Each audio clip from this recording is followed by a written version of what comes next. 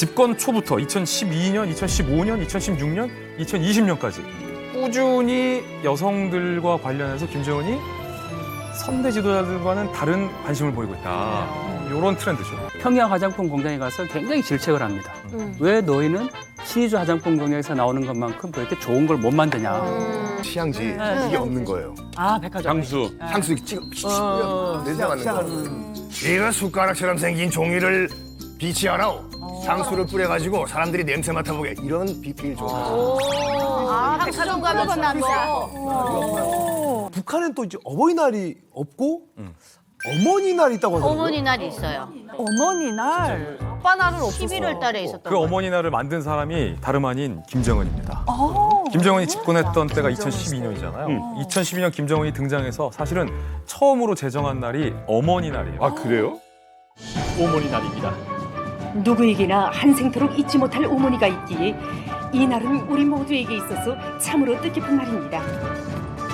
오늘 어머니날 온 나라의 가정들은 이 꽃과 함께 흘러가고 있습니다. 지금 그 어머님께 드리려고 아름다운 꽃들로 어머니에 대한 사랑과 존경을 이 꽃송이로 대신하기는 사랑하는 어머니들이 미도운 아들딸들의 축하 속에 밝게 웃으며 기쁨의 하루를 보냈습니다. 근데 심지어 공휴일로 지정했어요. 그런데 북한에서는 이 공휴일이 굉장히 귀합니다. 맞죠. 크리스마스, 성탄절도 북한에서 공휴일이 아니에요. 김일성, 김정일 탄생일 정도가 공휴일이에요. 맞아요. 근데 설날. 무려 어머니 날을 김정은이 공휴일로 지정을 해놓은 거고 최고인민회 상임위원회 정령으로 매년 11월 16일을 어머니 날로 정했는데 그걸 또 공휴일로 했으니까 매우 이례적인 거예요. 11월 16일. 그 어머니 날이라는 그 날이 제정된 게 아빠들은 좀 서운할 수 있는데 어머니 입장에서는 굉장히 기쁠 것 같아요. 왜냐면 평소에 그렇게 하는 고생에 비해서 많이 인정을 못 받아요. 사실. 맞아요, 맞아요. 어머님들이 정말 많은 일을 하는데 당연한 줄 알거든요. 그렇지. 근데 그거를 이렇게 제정을 해줬다고 하니까 환영받았을 것 같은데. 근데 이런 말 들으면 참 어떻게 보면 이상하게 들릴지도 모르겠지만 북한이란 나라가 처음에 굉장히 뭐라고 할까 여성 인권 선진국으로 시작을 했어요. 그래요. 여성 인권 선진국으로. 우리가 알고 있는 서구 이 열강들 있지 않습니까? 영국, 프랑스, 미국 등등 20세기 초까지만 하더라도 굉장히 여성을 사람으로 취급을 안 했어요. 자, 영국 같은 경우에 여성 참전권 언제 제정되는지 아십니까? 1928년도. 그 시점까지만 하더라도 영국은 여자를 인간으로 취급 안 했어. 에밀리 데이비슨이라는 여성 인권 운동가 같은 경우에는 경마 경기에 말 안 했는데 뛰어 들어갔어. 여성에게도 참전권을 달라고. 그래가지고 1928년도에 겨우 여성도 참전권을 얻게 됐고 미국은 1920년에 겨우 여성 참전권. 프랑스 같은 경우에는 1946년 이전에는 여자를 사람으로 취급 안 했어요. 그런데 북한은 이미 1946년도에 남녀 평등법을 동아시아 최초로 만들었어요. 진짜요? 네. 되게 빨리 만들고. 그리고 1990년도에는 가족법에 가정생활에서 남편은 아내와 똑같은 권리를 가진다라고 했는데 그럴 수밖에 없는 것이 사회주의 국가로 시작했지 않습니까? 남녀노소 누구나 다 평등한 것이 사회주의 이상의 국가다. 시작은 그랬는데 점점점점점. 그러니까 그 시작이 왜 그렇게 됐냐면 김정숙이라는 모델을 봐야 돼요. 김정숙은 항일혁명을 김일성이랑 같이 하게 되면서 사실 번처가 아니거든요.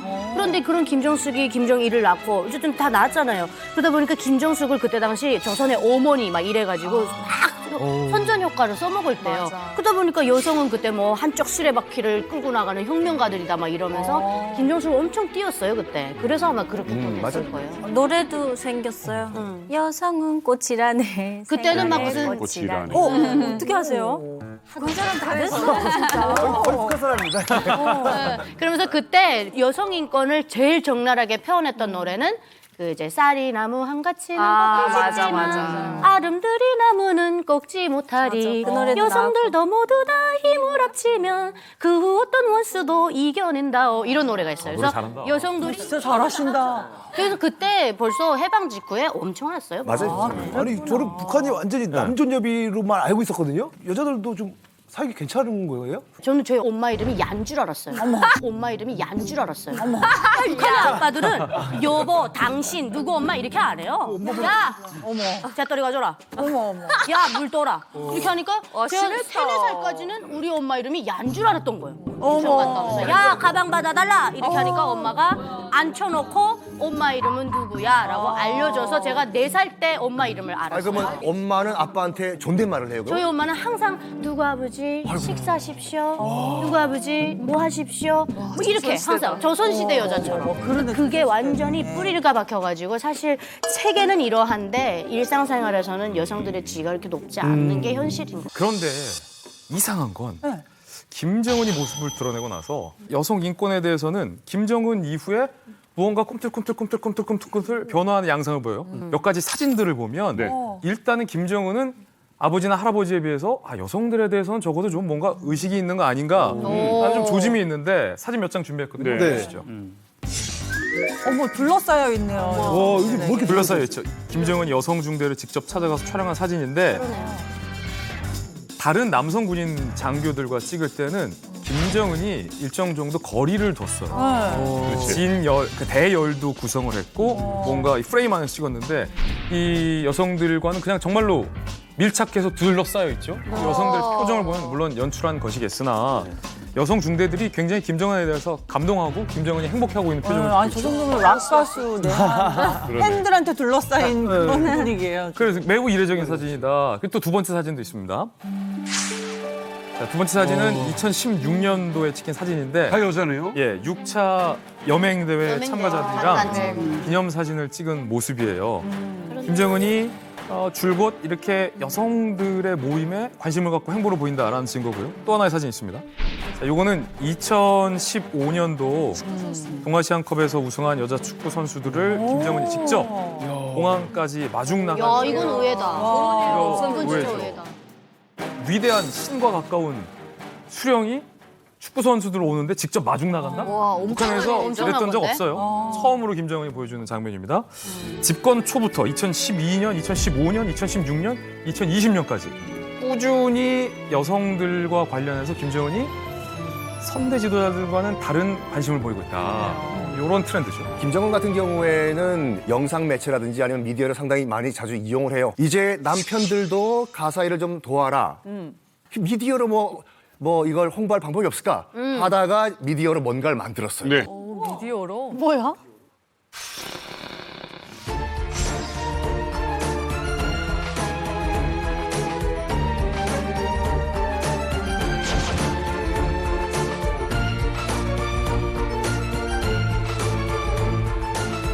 위에 쏴봐.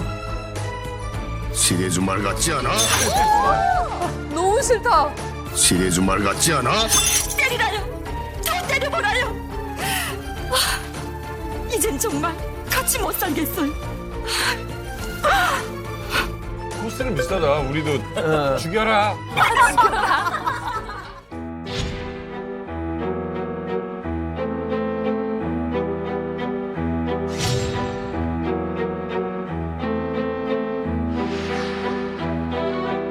순간군중이 뭐 굴이 바쁘다고 쭉 하면 남편한테 부엌일 또 맡기지 않나? 또 작업복 벗어놓으면 제때 빨아주기라나? 야, 바쁠 때 좀 도와주면 안 돼요?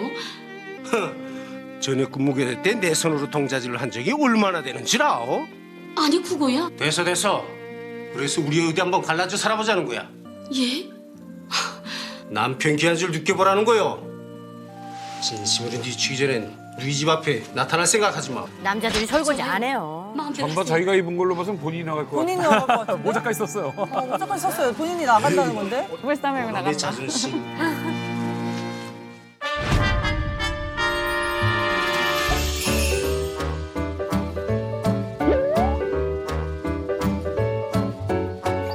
뭐야? 북한이라고요? 요즘에 남자가 이런 거 많이 앞치마 나와요. 처음 자, 봐. 요즘인가 봐요. 네. 진짜 많이 바뀌었네. 바뀌었다. 뭐 등교도 도와줘? 세상에.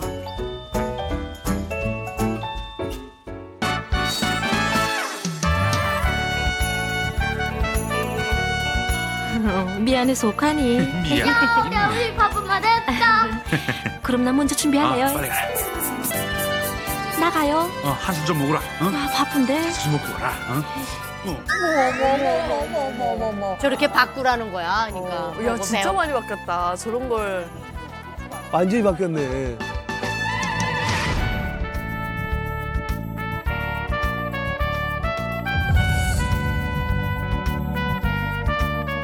우리 어때요 지금 우리가? 아니 진짜 많이 바뀌었어요. 고작 그냥 10년 차인데 이게 사실은 북한은 아무래도 저런 드라마도 당에 그 정신이 다 들어가 있지 않나. 그래서 바꾸려고 하는 노력이 보여요. 바꿔라고 지시하는 우리가 거네. 많이 바뀐 것 같아요 진짜.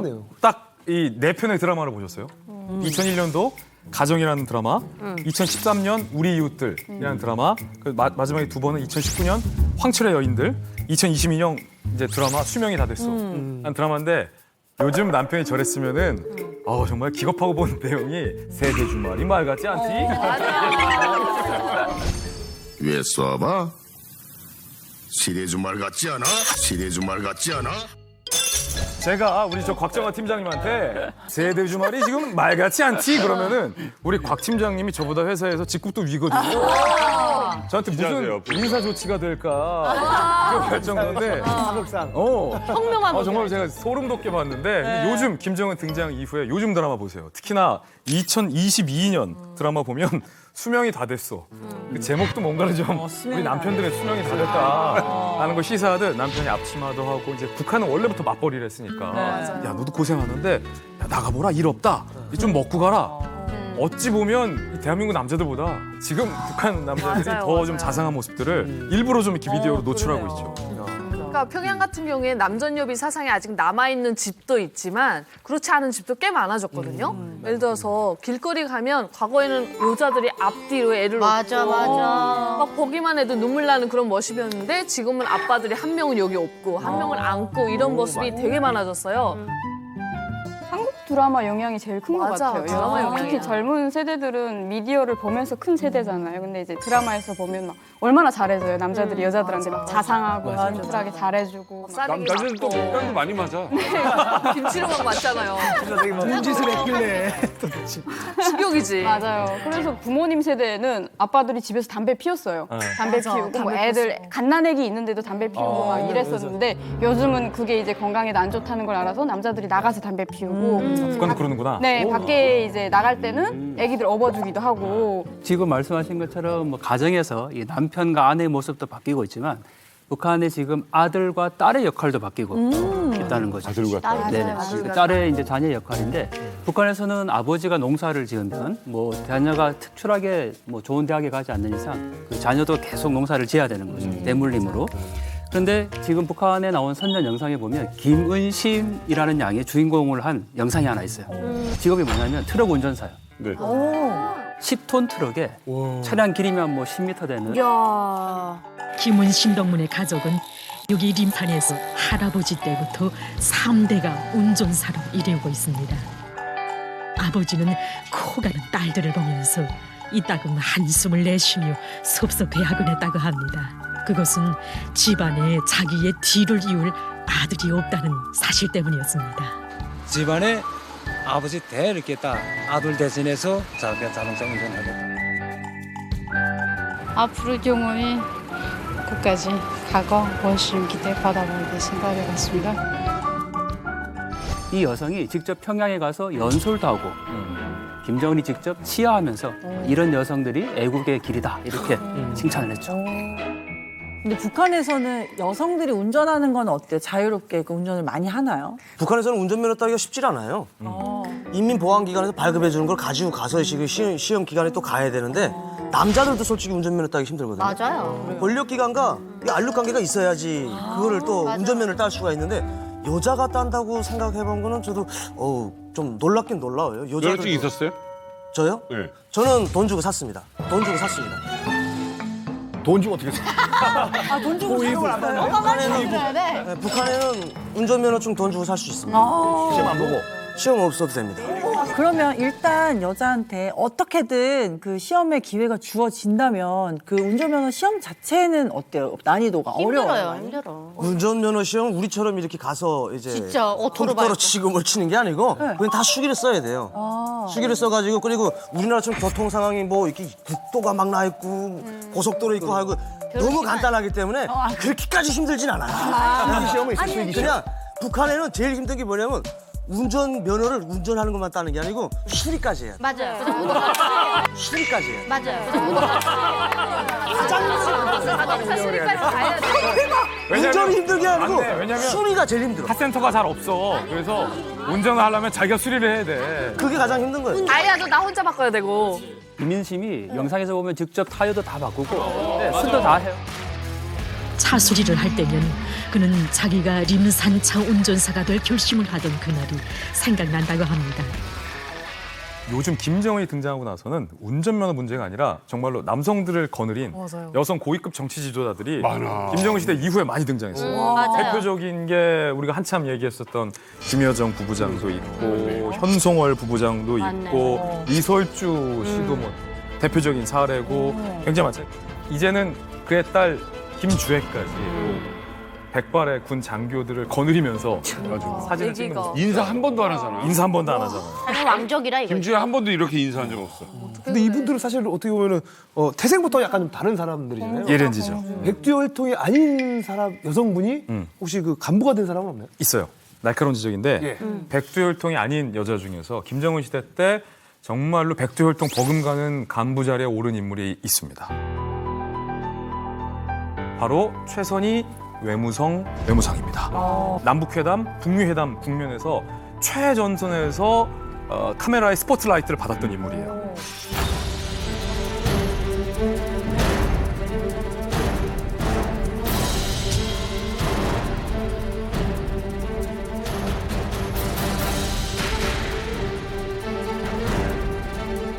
오, 포스. 근데 북한 여자라고 하기에 되게 세련됐다.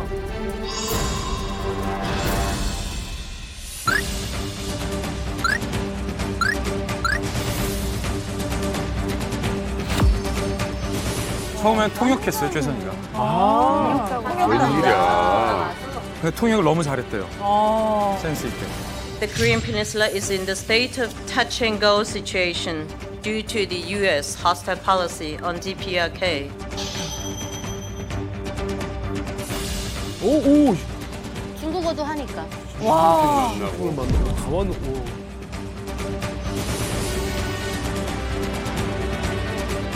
야 완전 야, 완전 김정은이랑 높겠네. 친구처럼 앉아있어. 완전 최측근이에요. 와. 같은 차를 타.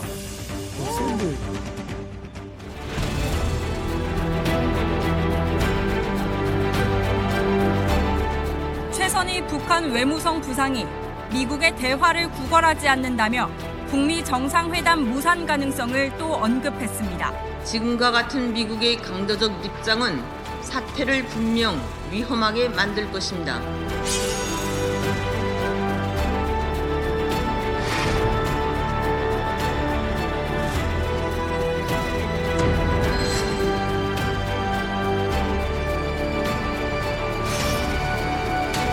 굉장히 좋은 집안 사람이에요. 좋은 집안 출신이고 정말 그 혁명 1세대 자녀들만 간다고 하는 미산중학교도 나오고 또 베이징에 건너가서도 중국어도 공부한 다음에 엘리트네요. 엘리트예요. 그러니까 정말 엘리트 코스를 이제 쭉 거치면서 쭉쭉 승승장구를 했는데 굉장히 독한 여인이었어요. 그러니까 지금 저는 실제 이제 그 미국 대표 측과 영어로 인터뷰라는 것도 봤지 않습니까? 네이티브급이에요.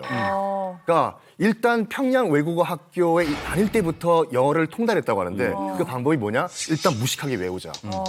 교과서를 들고 이제 통음한다고 하지 않습니까? 큰 소리로 얘기를 해야 되는데 교실에서 하긴 좀 그러니까 이거를 교과서를 들고 운동장을 뛰면서 큰 소리로 다 외운 거예요. I'm a boy, you are a girl 하면서.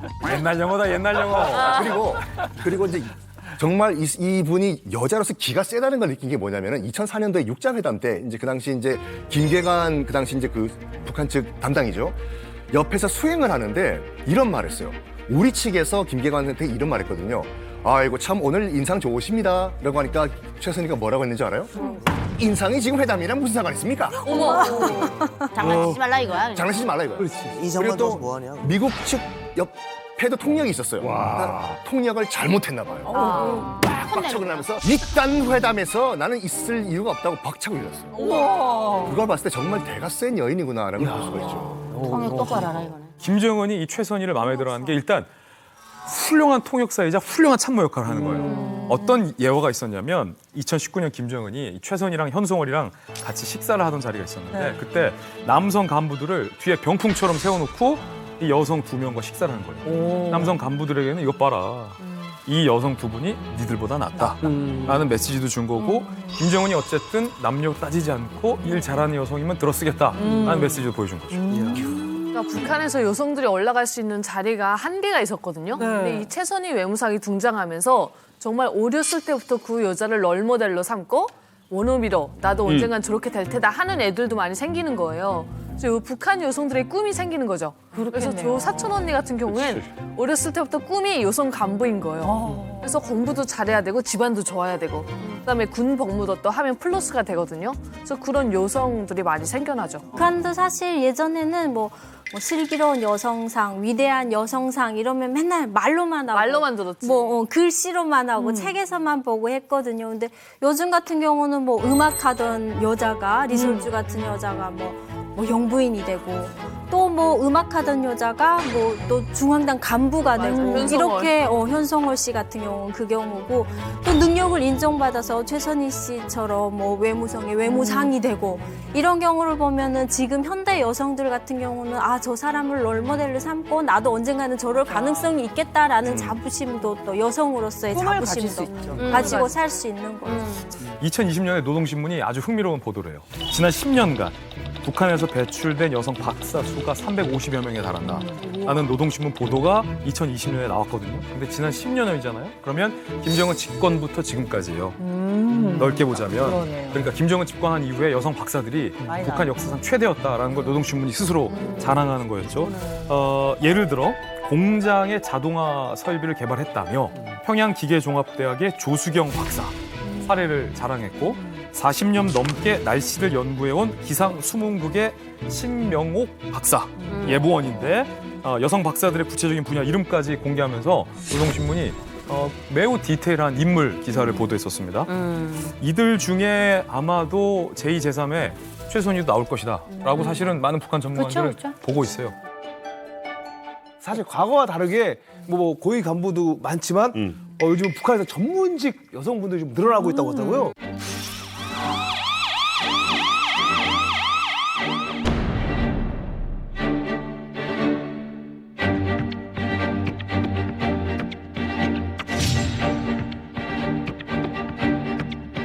외과 의사예요.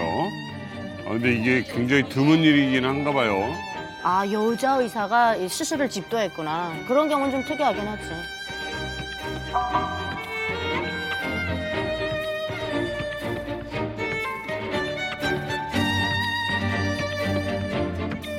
병원에 실려온 지 300여일 만에 환자가 기적적으로 소생하여 제발로 일어나 태어날 수 있게 됐던 것입니다. 사지외과. 이름 더럽다. 사지외과가 뭐야. 청와병원 사진외과였는데 왜 기나요? 생명조차 담보할 수 없다던 어린 처녀의 소생을 위해 자기의 모든 정성을 다 바쳐온 성윤이 당.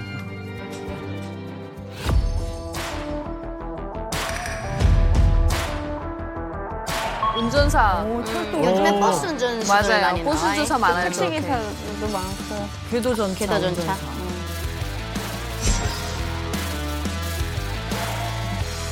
무풍한 궤도에 여자가 몰고 오는 게 아닙니까?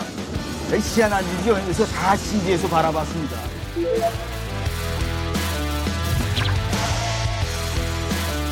난 누가 뭘 하겠는가 하고 물어본다면 이제 20년을 더 산데도 변함없이 궤도전차 운전사로 살겠습니다.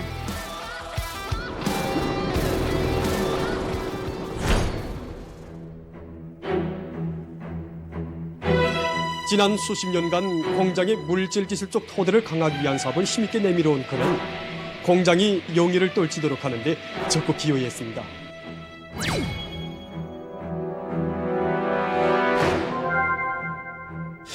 용해하는 청구서동지께서는 인민들이 무병무탈하여 더 잘 살게 하시기 위하여 크나큰 러고와 신녀를 다 바치고 계십니다. 그 러고와 신녀를 조금이라도 덜어드리고 싶은 것이 우리들의 간절한 마음입니다.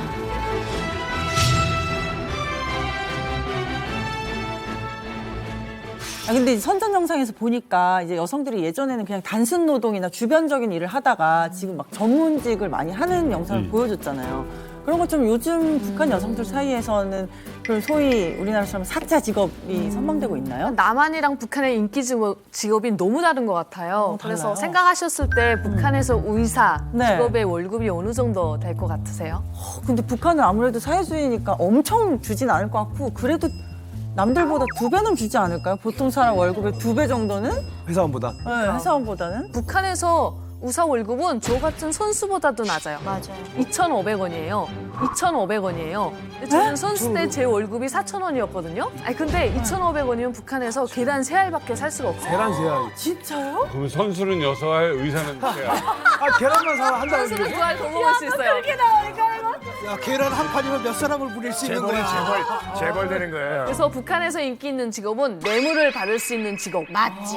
그래서 여성들 같은 경우는 저 같은 좀 스페셜한 싱크로나이즈 같은 걸 가르치는 선생님. 선생님. 왜냐하면 아이들이 뇌물을 많이 갖다 주는 순서대로 가르치거든요. 맞아요. 또 저희 레슨 받을 때 줄이 있어요. 이렇게 줄 서서 레슨 받는데 뇌물 제일 많이 받은 애가 재능과 상관없이 제일 앞에 있어요.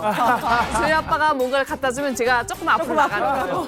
이런 식으로 줄을 세워요. 의사도 그러면 뇌물을 받을 수 있어요? 그러니까 의사는 직장에서는 2,500원밖에 못 받는데 대신 집에서 이렇게 진단을 해주고 따로 담배나 쌀이나 이런 걸 받는 거예요. 근데 의사는요 또 돈 많이 버는 의사가 있어요.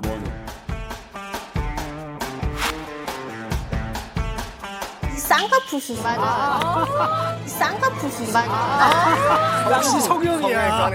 역시 성형도. 저희 친구 엄마가 의사였거든요. 근데 이 집이 어느 순간 너무 잘 사는 거예요. 그래서 봤더니 얘도 어느 날 학교 왔는데 이렇게 찢어져가지고 왔어요. 그래서 보니까 얘네 엄마가 쌍꺼풀 수술 전문의였던 거예요. 그러니까 전문적으로 병원에서는 불법이라서 안 해주거든요. 그 도구들을 가져다가 집에 아예 침대를 딱 베드를 깔아놓고 집에서 전문으로 하고 있는 거예요. 그러니까 이게 한 번 하면 한쪽이 얼마 이렇게 해서 형성이 돼 있어요. 아니 그러니까 저게 맞는 게 저희 이모가 저희 집안에도 그러면 산부인과 의사였어요. 그래, 근데 의사면 다 병원 해요. 안에 약품이 없으니까 밖에서 저희 이모가 산부인과 의사인데 쌍꺼풀 수술해줬거든요. 돈이 되니까. 그 정도고 그다음에 이제 대학교 다닐 때도 제가 뇌물을 돈으로 갖다 주겠다 그랬더니 교수님이 쌀로 달래요. 쌀로. 왜냐면 그때 쌀이 좀 귀하다 보니까 차라리 돈 말고 쌀로 달래요. 북한은 돈이자 곧 쌀이거든요. 그래서 쌀을 30kg를 갖다 줬더니 이제 시험 봐야 되는데 시험을 사실 시험 과목을 미리 알려주기도 하거든요. 시험 과목을 미리 알려주기도 하거든요. 그리고 어떤 방법을 알려줘요, 문제도. 야, 대박이다. 저희 때 이제 시험을 봤는데 이렇게 얘기를 해줘요. 유나야, 그냥 일부러 너 시험지에다가 빨간 점 하나만 그려놓은 거예요. 그러면 조작하는 거예요. 어머, 이게 내 왜냐면 시험지다. 네, 이거를 미리 알려주는 게 그때 당시 100불만 줘도 시험 성적 다 조작해주고 그랬거든요. 이게 다 월급이 너무 낮고 뇌물이 그렇죠. 흥행해서 이런 거잖아요. 그런 거예요. 그래서 교수님들 더 많이 벌어요. 의사, 변호사 이런 게 의미가 없죠. 그런 직업이 최고죠. 변호사 못 살아요. 그리고 이제 북한에 이제 보위부라고 하면 또 여성들이 있는지 없는지 또 중요하지 않습니까? 경찰 같은. 그렇죠. 뇌물 제일 많이 받는. 보위 같은. 보위부에는 여성이 거의 없다고 보시면 돼요. 거의 못 봤어. 왜? 저희가 황해남도 보위부 인원이 7, 8천 명 됩니다. 근데 여성이 4명? 있긴 네 있군요. 명이 있습니다. 네, 그것도 있는 것도 그 사람들은 무슨 절차를 밟아서 올라간 건 아니고 남편들이 순직으로 돌아가시니까 맞다. 바로 그냥 그럴 이제 때. 가야 하네. 그런 사례가 있지 절차를 밟아서 보위부 요직으로 들어온 사람은 뭐 어디 있긴 있겠지만 저도 못 봤습니다, 솔직히. 이유가 뭘까요? 이유가 간단한 것 같아요. 보위부라는 이런 것은 여자들은 북한에 또 이름이 있어요. 여자들 입이 가볍다고 하잖아요. 내가 볼 때 오빠가 가벼운 거 같아. 북한에서 말이야. 북한에서. 방금 이런 얘기 못하지. 북한에서 그랬다는 거야. 북한에서 여자들이 그런 말 안 듣었어요, 다? 아이, 저도요.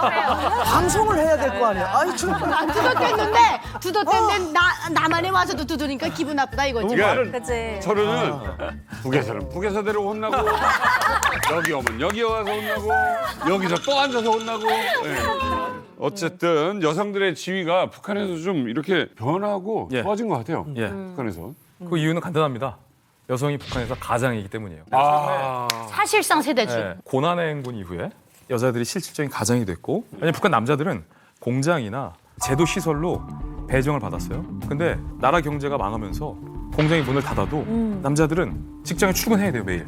생산을 못 하는데 월급을 못 벌어요. 그러면 식구들은 먹여 살려야 되잖아요. 애들은 키워야 되잖아요. 여자들이 밭대기를 읽어서 나온 작물들을 갖다가 장마당에서 파는 거예요. 그거를 벌어서 가족들의 생계를 이끌어가는 거예요. 장마당이 북한 김정은 시대에 들어서 공식화됐어요. 김정일 때까지는 불법했는데 김정은이 공식화시켰어요. 그 이유가 뭐냐면 혹자는 스위스에서 공부해서 민주주의 의식이 있어서 그렇다. 전혀.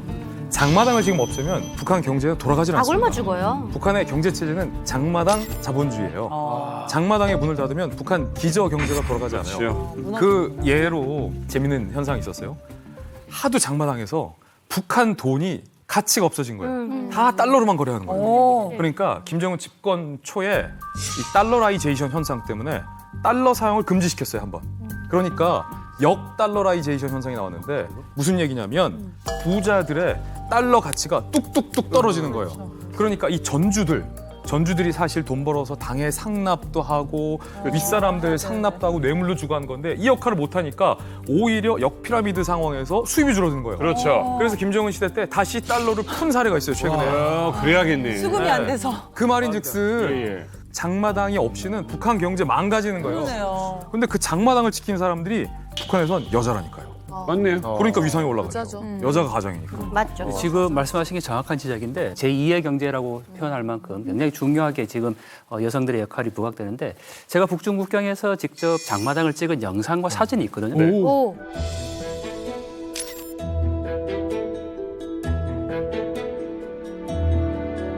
근데 자세히 보면 네 대를 펼쳐놓은 건 다 여성이에요. 네. 도대체 시장에 장사하는 남성은 어디 있나 할 정도로 그 정도로 여성들밖에 이 장마당에 지금 사람들이 없고 뭐 북한에서는 실제로 그 시장 나가서 돌멩이 뿌리면 다 맞는 건 여자다 이렇게 얘기 나올 정도로 굉장히 여자가 많은데 뭐 북한 경제 사범의 80%가 여성이라고까지 할 정도니까요. 경제 사범. 지금 북한을 움직이고 있는 것은 장마당을 통한 여성들이다 해도 과언이 아니죠. 그러니까 누가 이 돈줄을 쥐고 있냐 이게 키포인트예요. 우리 역사상 가장 최악의 남전 여비였던 때가 언제입니까? 조선시대 때였으니까. 조선시대 때는 여자는 상업활동은커녕 집 밖에도 못 나왔어요. 근데 예외적으로 제주도에 있는 여성들은 상업활동이 가능했거든요. 그래가지고 여러분 한 번씩 다 들어보시겠지만 거산 김만덕이라고 해서 네, 김만덕. 그러니까 제주도에서 상업활동을 하면서 엄청나게 큰 부를 그래, 쌓았어. 맞아. 그때는 제주도 여인들은 예외 없이 육지에 못 나와요. 나오는 순간 철컹철컹이야. 근데 그때 정조 때였는데 마침 그때 제주도에 큰 흉년이 들어요. 근데 조선 전체가 다 흉년이 들었기 때문에 제주도까지 보낼 쌀이 없었던 거야. 거기에 김만덕이 자기가 갖고 있던 창고 곡간을 열어가지고 다 제주도민에게 나눠줍니다. 정주가 고마웠겠죠. 뭘 원하냐 김만덕아. 근데 김만덕이 뭐라고 했냐면 한양에 가서 임금님 얼굴 한번 뵙고 난 금강산 여행하고 싶다. 정조가 들어도 약간 어이가 없지만 고맙잖아요. 유일하게 허가하겠다. 김만덕 올라와서 내 얼굴 보고 금강산 여행 한번 가봐라. 정조네. 멋있어요. 역시 정조네. 어떤 일을 또 주로 하면서 돈을 벌어요? 장안도 같은 경우는 또 거기에는 대부분 어떤 장사꾼들이 많이 들어왔냐면 행방이라고 하는 장거리 장사꾼들 있죠. 이런 분들이 등에다 뭘 쥐고 오냐면 정어리, 이면수 뭐 이런 해물을 들고 들어오는 거예요. 여긴 내륙 지역이라 해물 보기가 귀하거든요. 그런 식으로 와서 팔고 가는 분들이 있고 해령으로 제가 오니까 거기는 와 상상을 초월하는 게 뭐냐면 요거 속눈썹 연장하는 거 그런 걸 만들어가지고 중국에다 수출하면 그게 우리나라 들어오는 그런 것도 있었고 제가 정말 기상천외했던 방법은 뭐냐면 말보로 고양이 담배를 집에서 만들더라고요. 저 진짜 깜짝 놀랐는데 그 집에 이렇게 놀러 갔다가 한 15명의 여자가 쫙 앉아갖고 커튼을 쫙 쳐놓고 그러면 누구는 전문 밀고 누구는 전문 자르고 누구는 전문 포장하고 그래서 말보로 박스 고양이 담배 박스가 이렇게 쌓여있어요. 껍데기가. 이거 안전원들이 이런 보이본 동지들 있잖아요. 그 집 딸들하고 연애를 치면서 다 봐주더라고요.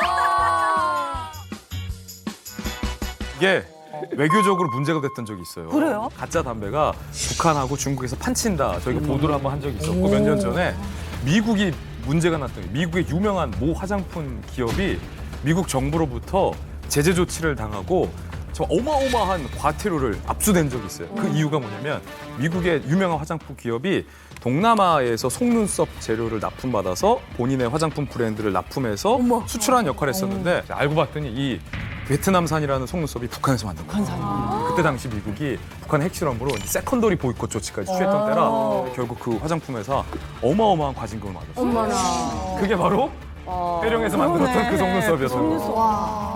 아니 그러니까 고난의 행군 이때는 참 여성들이 이제 나가서 일을 해야 되면 대부분 불법적인 일을 했던 것 같아요. 담배 뭐 불법 제조도 하고 왜냐하면 장마당에 가서 내가 뭘 팔려고 하잖아요. 그러면 허가를 받아야 돼요. 이런 분들한테. 근데 이런 분들이 뇌물을 오지간히 줘야 뭐 동사무소 직원이나 이런 분들은 또 와서 단속을 해요. 허가 받았니 안 받았니? 안 받았다고 하면 돈 뇌물 받았잖아요. 솔직하게 말해야지. 뇌물 받았잖아요. 솔직하게 말해야지. 뭐는 자꾸 보이라고 하는데 보이면 아니에요. 이렇게 이러다 보니까 여자들이 나가가지고 허가를 못 받으니까 합법적인 일을 할 수가 없는 거예요. 맞아요. 그렇다 보니 저희 엄마 같은 경우도 이제 아빠랑 번갈아 가면서 아빠가 중국으로 비법 도강하는 경우에는 엄마가 저희를 보고 엄마가 들어가시는 경우에는 아빠가 저희를 봐주시고 그래서 저희 엄마는 해삼 그리고 전복 이런 거 다 마른 거예요. 해삼 같은 경우도 그냥 너무 귀하다 보니까 진품을 다 가져가려면 양이 부족하니까 그 가품을 쇳가루로 이렇게 가품을 만들고 아니 해삼이 가품이 어떻게 가능해? 가능해요. 해삼? 그 해삼을 이렇게 언감자가 있어요. 그거 가루내가지고 또 해삼처럼 된 틀이 있거든요. 그 안에다가 넣었다가 딱딱하게 굳어주면 꺼내면 거기다 이제 쇳가루를 살짝 묻히면 그게 또 해삼이 돼요. 너무 놀라워. 너무 놀라워. 그거를 이제 중국 가져다가 파는 거예요. 그래서 또 돈 벌어서 먹고 살고. 짝퉁도 많구나. 황해도도 짝퉁 많았어요? 저희 쪽에서 짝퉁이 제일 많은 거는 개성 고려도장이.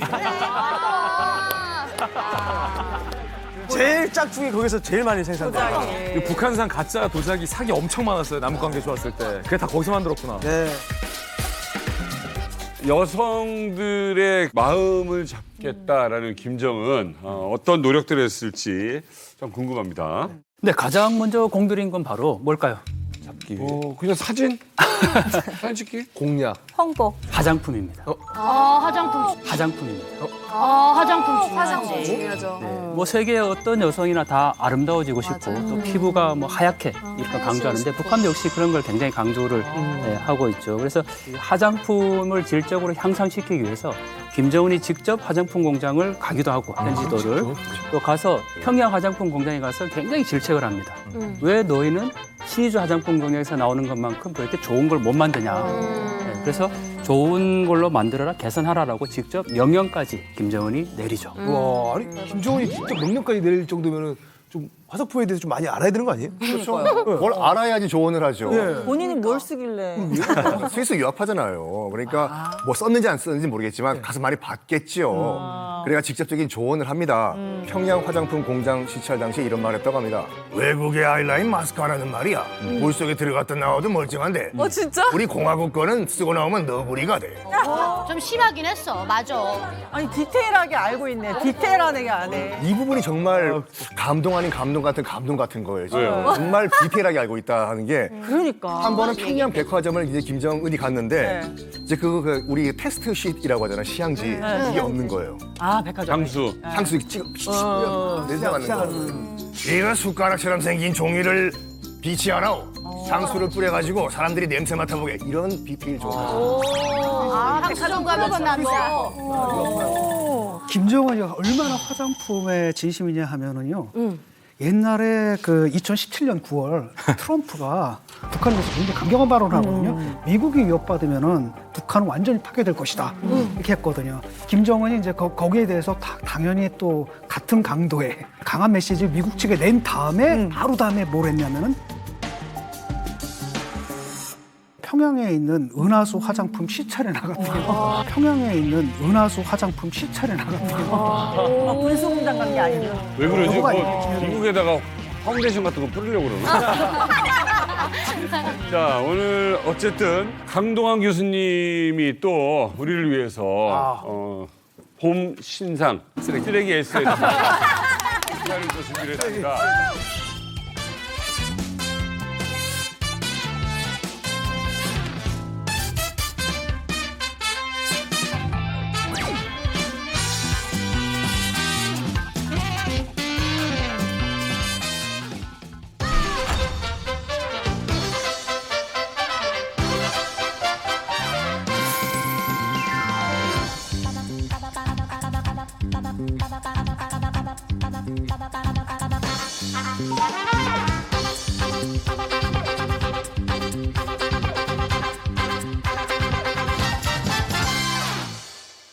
자, 망갑 쇼핑. 오늘도 문을 열었습니다. 오늘은 쓰레기가 아니네요. 올 쓰레기 아니고요. 완제품. 아니, 완제품은 어떻게 구하시는 거예요? 제가 중국에 자주 가니까 거기에서 북한과 무역하시는 분한테 특별히 이번에는 이런 화장품을 좀 구해달라. 네. 이번에 꼭 저거 필요하다. 그러면 이제 구해주시기도 하고, 또 중국에 있는 상점에 가서 직접 구하기도 하고요. 아니 명절 선물 세트 쫙 진행하는 진짜네. 한 세트씩 맞네. 사서 이렇게 선물하면 딱일 것 같아. 이 포장이랑 이런 게 너무 생각보다 너무 세련돼서 좀. 그럼 중국 사람들은 북한 화장품을 살까요? 삽니다. 이게 대부분 수출용으로 지금 만들어진 거기 때문에 중국에 가보면 그 북한 말고 중국 사람들도 접경에 관광을 오잖아요. 그러면 버스 안에서 안내원이 자, 북한에 화장품 있다. 이렇게 소개하고 쇼핑시키는구나. 쇼핑을 하죠. 저기 세트죠? 세트죠. 저거는 굉장히 중요한데 피부에 가장 좋은 게 콜라겐이잖아요. 네, 맞아요. 지금 콜라겐 오, 콜라겐. 고기능성 화장품도 있네요. 영어로 썼어. 근데 저 화장품은 북한의 텔레비전에서 엄청 홍보하면서 뭐라 그랬냐면 뭐 보통의 화장품은 이 콜라겐 덩어리가 커서 흡수가 안 되는데 저 화장품은 굉장히 저분자로 쪼개서 피부에 흡수된다고 홍보를 엄청 때리더라고요. 근데 여기 물크림이랑 영양물은 뭐예요, 이게요? 물크림은 로션, 그다음에 로션. 영양제는 에센스, 영양물은 에센스. 하고 살결물은 뭐예요? 살결물. 스킨. 좀 야한데 살결물. 야하다고 느끼는 사람이 더 이상하다. 진짜 너무 궁금해서 그런데 혹시 테스트 해봐도 되나요? 네. 비싼 거 아니에요? 특별히 웬일이야? 네. 비싼 거 아니에요? 특별히 절대 안 얘기하면서. 잘 만지지도 못하게 쓰레기도 하는데. 못하게 하면서. 아니 여기 미백 영양물 여기 콜라겐 들어가야 있다고 하니까 에센스니까. 어느 정도 네. 고영양인지 한번 궁금하다. 한번 해볼게요. 부작용은 우리 책임 아니죠? 책임 아니죠? 그래서 여기 손등에만 한번 궁금하잖아요. 제형이 어떨지. 정도 세련됐다. 한번 보여주세요. 이렇게 딱 보기에는 핑크요? 맑은 물. 에센스 같이 생겼는데? 자, 에센스. 아, 에센스예요? 똑같죠? 우리 거의 비슷해요. 네, 제형이 지금 좀 흐르고 있어요. 홈쇼핑 같아. 굉장히 가벼워요, 여러분. 굉장히 가벼워요, 여러분. 굉장히 가볍습니다. 흡수가 쏙쏙 될 것 같아요. 우리가 그냥 스킨으로 부를 정도로 가벼워요. 스킨 느낌이에요. 향은 아마 계속 고려 인삼향이 네. 아니 근데 너무 좋아요, 향이. 향이 날 거예요. 네, 맞아요. 아 좋아요. 인삼향이에요? 이거? 인삼향 나요? 너무 콜라겐이랑 좋아요. 인삼이랑 섞은 건가? 전화가 막 들어오고 있습니다. 향 좋아요. 향 저는 너무 좋아요. 만약에 나쁘네요. 제가 선물 받는다면 쓸 것 같아요. 오, 정말. 부드러워요? 아니 근데 제가 되게 가볍다고 얘기했잖아요. 근데 이게 흡수가 되고 나니까 오히려 쫀쫀하네요. 기술력이 들어가긴 했나 봐. 콜라겐이라서인가? 좀 그런 콜라겐이 느낌이 있긴 있나 있긴 있나 봐. 북한 가서 홈쇼핑 하셔야 되겠네요. 잘 팔죠. 야, 근데 제가 설명서를 봤는데 거의 뭐 만병통치약이에요. 왜냐면 이 화장품을 바르면 천연 노화 방지제로서 노인 반점의 생성을 억제하고 너희 반점. 자체 수분 유지 작용으로 피부의 건조를 방지하며 자외선에 의한 피부 손상을 막아줍니다. 어머, 완벽통 잘 섞어 들어왔어요? 노벨상 수준의 노벨상. 와. 이거는 지금 미래. 이쁜데요, 색깔. 미래. 아니 이 패키지가 정말 그 아까 말씀하신 프랑스 랑콩 화장품 그러니까요. 같아요. 패키지를 그대로 그대로 디자인을. 근데 북한이 화장품 광고할 때 랑콤하고 자기네 화장품하고 비교를 정말 많이 해요. 그래서 랑콤을 이겼다는 거예요. 그래서 와, 랑콤 말도 안 돼. 모자이크 해갖고 디자인이 똑같은데 그래서 자기네가 이겼다고 그래요. 말도 안 국제사회에서 되죠, 말도 안 인정해. 그쪽에서 따라한 거죠, 북한 입장에서는. 가격은요? 가격은 제일 여기서 비싼 거. 얼마 정도? 제일 비쌀 것 같아 이게. 얼마 정도? 제일 비쌀 것 같아 이게. 뭔가 고급스럽고 그건 좀 제일 비싸 비싸 보여. 일단 골드야. 이거 중국 돈으로 1,500위엔. 그럼 얼마예요? 한국 돈으로 30만 원. 우와. 30만 원. 우와. 진짜 초보급 화장품 맞네.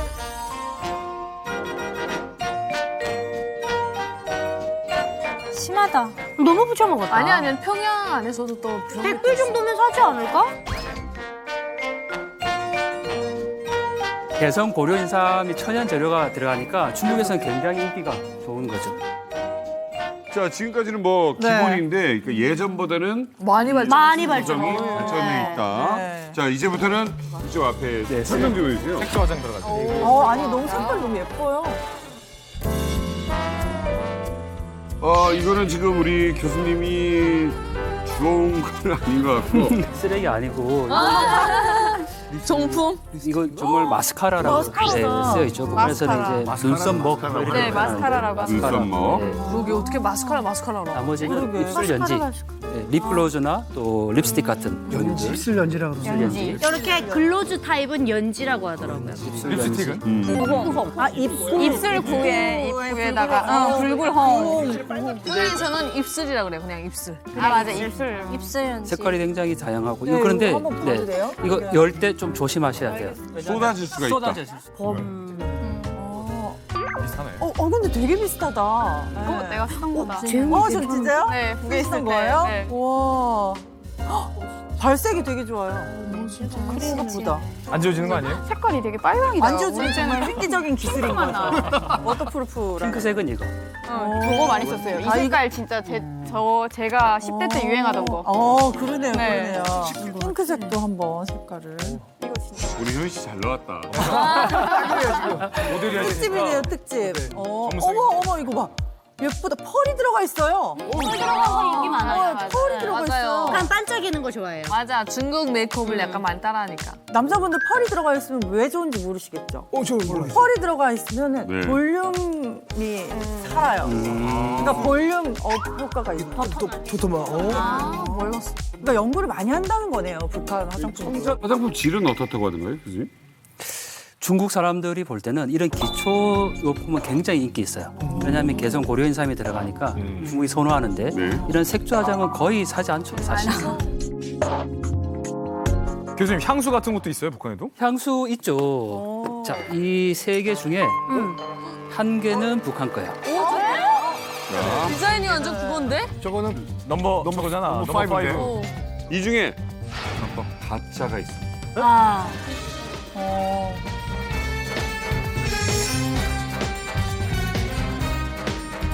보여드릴게요. 똑같이 생겼는데? 세개 중에 하나는 북한 거예요. 다 샤넬. 다 똑같이 생겼는데? 달라 보이. 요건 넘버 5. 이거 그게 북한 것 같다, 뭔가 느낌이. 진짜 같은 게 가짜예요. 제일 왼쪽? 뭔가 색깔이 뿌연 게 가운데가 가짜일 것 같아요. 가운데가 가짜다. 아니야, 제일 왼쪽이 약간 주체 사상도 비슷해.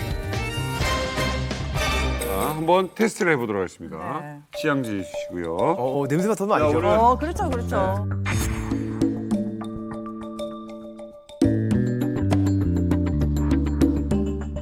노골적으로 뿌려드리겠습니다.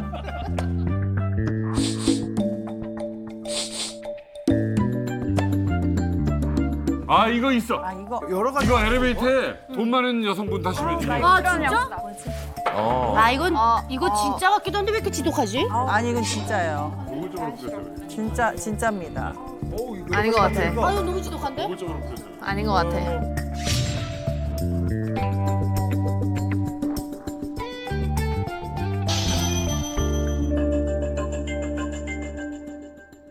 뿌연 병에 있는 고급스러운데, 향을 저것도. 한번.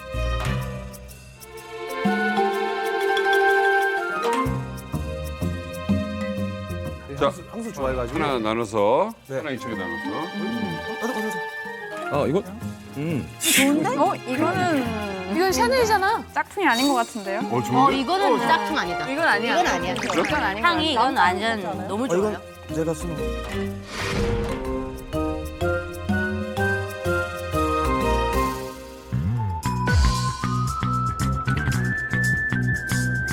이번엔 이거. 요거 가운데. 가운데 거. 저게 내가 맞춰. 저거 궁금해, 저거 궁금해. 네. 많이 뿌리지 말아주세요. 뿌리는 거 아니에요?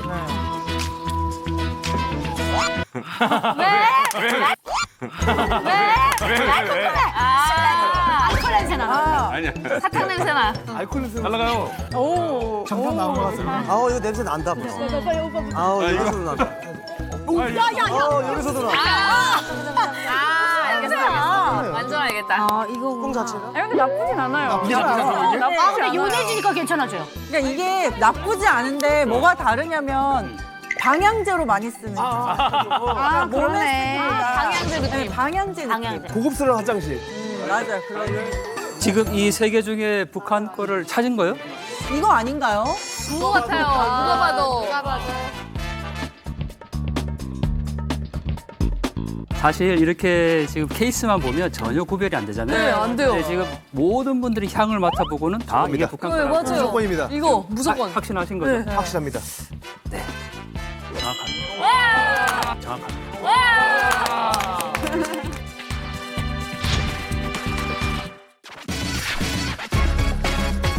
한글로 향수라고 써 있습니다. 그러니까 싸 보이네. 자, 왜 이렇게 짝퉁을 만드는 겁니까? 열심히 잡기 위한 김정은의 어떤 맞춤형 전략이라고 볼 수가 있죠. 근데 이런 제품들이 대부분 해외 브랜드를 많이 카피를 했죠. 겉으로 보면 전혀 알 수가 없고 용기만 보면 완전 해외 상품인데 그러면서도 북한은 우리식 상품이다. 이렇게 강조를 하죠. 아, 우기는구나. 북한답네. 우기는 거죠. 그렇죠. 아무튼 뭐 화장품이나 여자나 관심 많은 우리 성킹 교수님. 맞습니다. 자, 그런데 왜 그랬어요? 왜 그랬어요? 화장과 뗄래야 뗄 수 없는 또 여성분들의 관심사가 또 있죠. 바로 패션이죠. 자, 이 김정은 집권 이후에 이 여성들의 그 드레스의 컬러라든지 아니면 치마 길이 같은 이런 것들이 많이 자유로워졌다고 하는데 관련 영상 보시겠습니다. 갑자기 디자이너가 된 것 같아. 잘 어울려. 온 나라 인민들의 기대와 관심 속에 여성어 전시회 2022가 수도 평양에서 개막됐습니다. 패션 위크인가 봐요. 그렇죠. 평양에서 열리잖아요.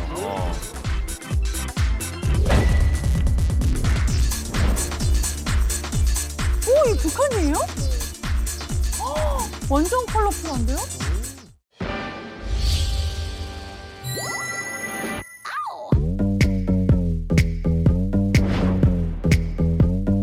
우리 인민들에게 세상에서 가장 아름답고 행복한 생활을 마련해 주려는 오모니당의 운동 속에 우리의 문화, 우리식의 멋과 향기가 새 시대에 부응하는 문명 발전을 선도하며 나날이 개화하고 있습니다.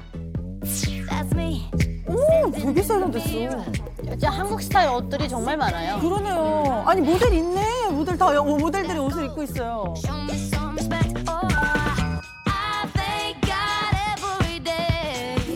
옷은 옷 형태부터 보지 않습니다. 시각적으로 볼 때 먼저 색입니다. 밝은 색으로 입고 톡 부스에 들어갔다고 해보십시오. 희열과 란맛, 뭔가 생기발랄하고 이 정말 이 정열에 불타는 이런 덕무가 들어오면 이 부서 일이 잘 돼갔구나.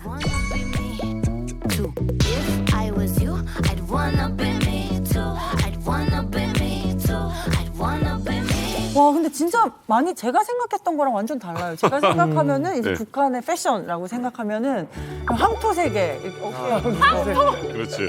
그런 느낌으로 생각을 했었어요. 무채색에 컬러가 거의 없고. 근데 그 영상에서는 완전 다른데요? 그냥 거의 그 우리나라랑 많이 다르지 않다 이런 느낌이 들었어요. 최근 북한 여성들의 그 현대적이고 굉장히 미적 감각을 강조하는 네. 김정은의 지금 정책이라고 할 수가 있는데 지금 보신 영상은 여성 옷 전시회라고 네. 전국에 있는 540여 개 기업소에서 각자 만들어 온 옷을 지금 전시를 한 거예요. 다 모아서. 그런데 패션위크 맞네, 그럼. 북한판 패션위크. 네. 네, 패션위크를 했는데 중요한 거는 자기 개성에 맞게 굉장히 밝은 옷 그리고 또 뭐 화려한 드레스 이런 것도 있었고 무엇보다 자신의 취향에 맞춰서 옷을 맞춰주기도 했고요. 또 이번 전시에서는 그 VR로 해가지고 옷을 고르면 실제로 이렇게 입은 것처럼 우와, 대박. 됐어? 그러니까 되게 많은 변화가 일어났네요. 옛날엔 정말 어두웠거든요. 여자건 남자건 구분이 안 됐어요. 얼굴만 보고 구분하고 그 장군복이라고 해가지고 김정일이 옛날에 계속 입고 다니던 국방색의 잠바가 있거든요. 그거를 심지어 고등학생들까지 유행으로 다 입고 다녔어요. 모래 마사지. 네, 그래서 뭐 어디 시장이나 뭐 역전 같은 데 나가면 다 국방색이야. 다 모래. 그치. 근데 요즘 들어서는 정말 컬러풀하고 목선 드러나고 무릎 나오고 이러니까 여자들도 많이 좋아하죠. 양복 같은 것도 허리 라인 여자들 이렇게 되면 단속 대상이었거든요. 근데 아까 보니까 거의 다 이렇게 됐더라고요. 네, 저도 북한에 있을 때 바지에 주름이 없다고 단속된 적이 있었어요.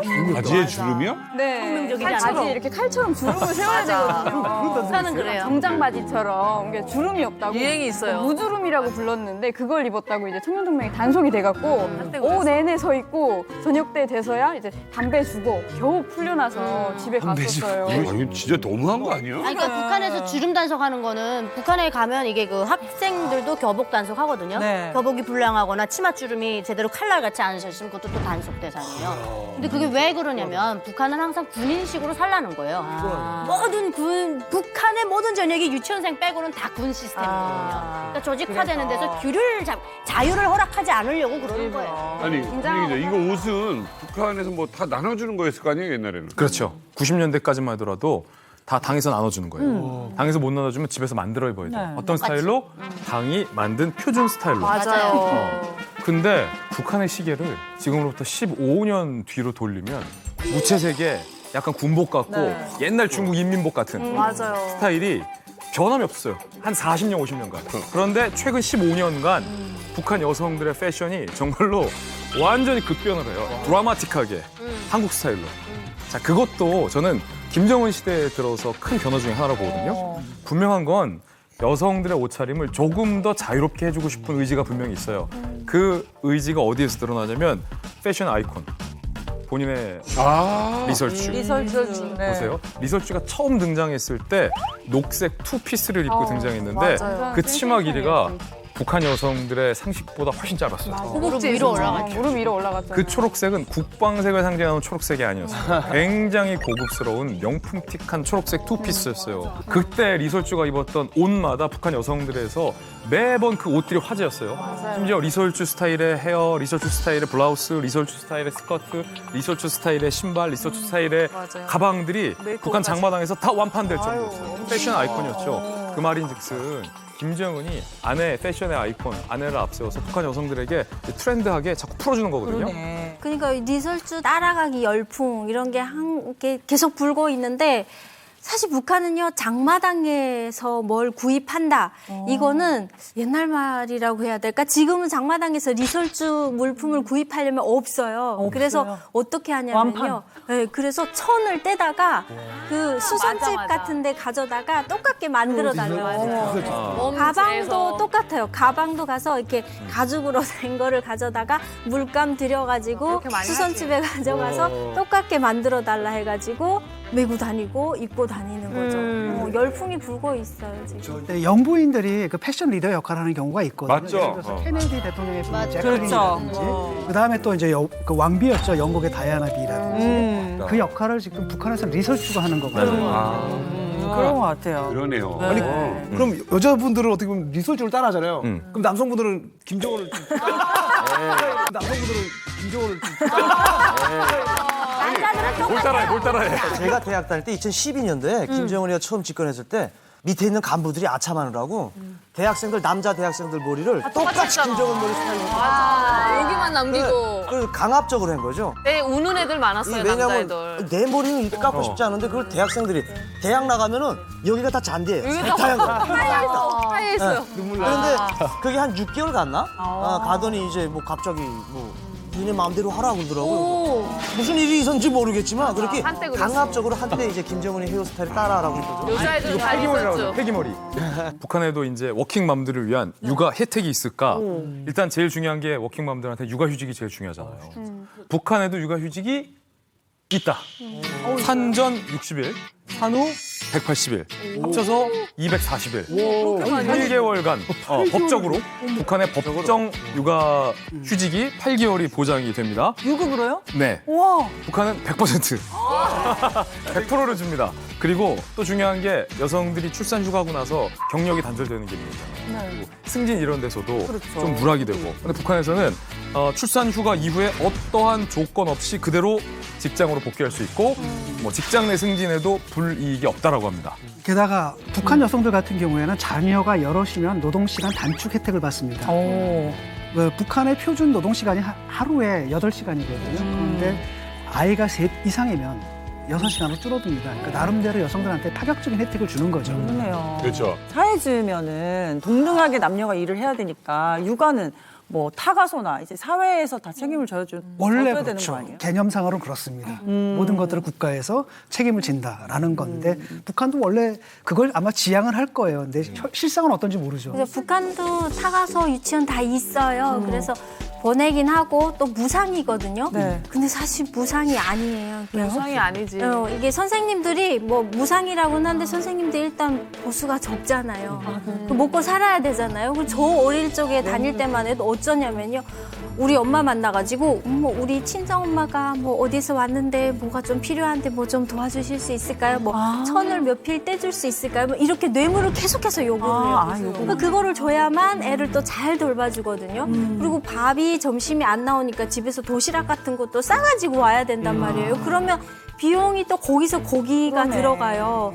그렇다 보니 요즘은 뭐 민간 어린이집도 생기고 집으로 이제 보육교사를 집으로 오게 해가지고 집에서 이제 애들 봐주는 경우도 있고 그러면 돈은 돈대로 들어는 가는데 뭔가 안전하고 뇌물이 아니고 애들 점심도 제대로 먹일 수 있고 이렇다 보니까 그런 거를 더 선호한다고 하더라고요. 네. 자, 김정은이 시도한 뭐 여성들을 위한 정치 이게 과연 실질적인 도움이 되느냐 어떻게 생각하십니까, 주경 씨?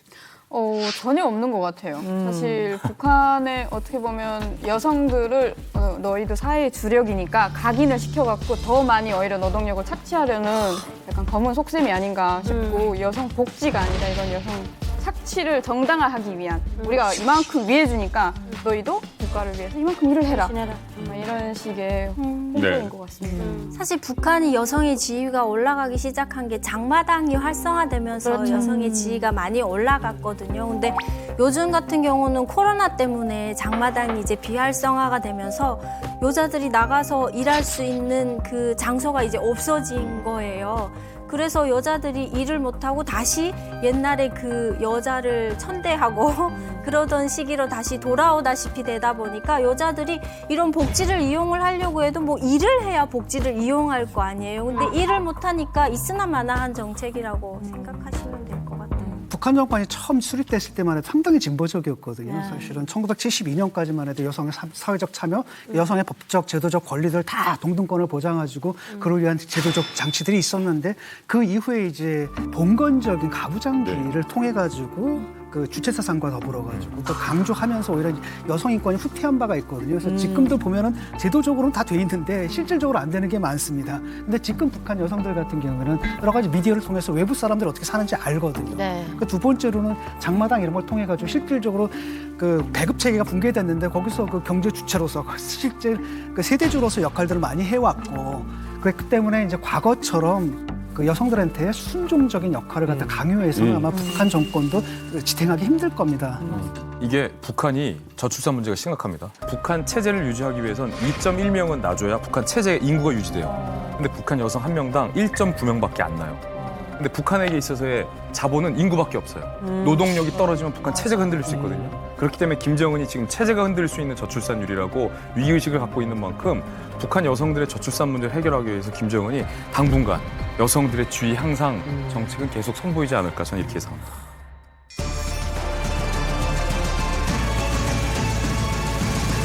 네, 제가 북중 국경에서 실제 북한 여성들을 찍은 사진들이 있는데 오늘 우리가 김정은의 여성 정책에 대해서 사실 살펴봤지만 그 허상과 실상을 좀 구분할 필요가 있거든요. 한번 직접 사진 보시면서 야 북한의 여성이 이렇구나 좀 생각하면 좋을 것 같아요. 네.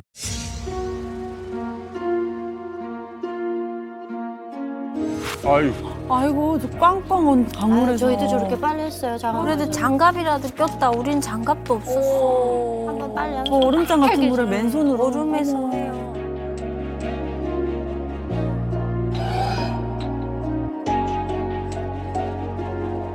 이게 물이 없으니까 물이 겨울에 귀해요. 다 얼잖아. 겨울에는 물 길러. 물이 정말 남은데요. 물이 있겠어. 쌓일 뭐가 있겠어. 제대로. 저게 그렇게 오래된 사진이 아니죠 또? 네, 제가 화질이- 불과 한 4년 전 정도에 코로나 이전에 촬영을 한 건데 저 사진을 찍을 때 당시 온도가 영하 30도 정도 됐어요.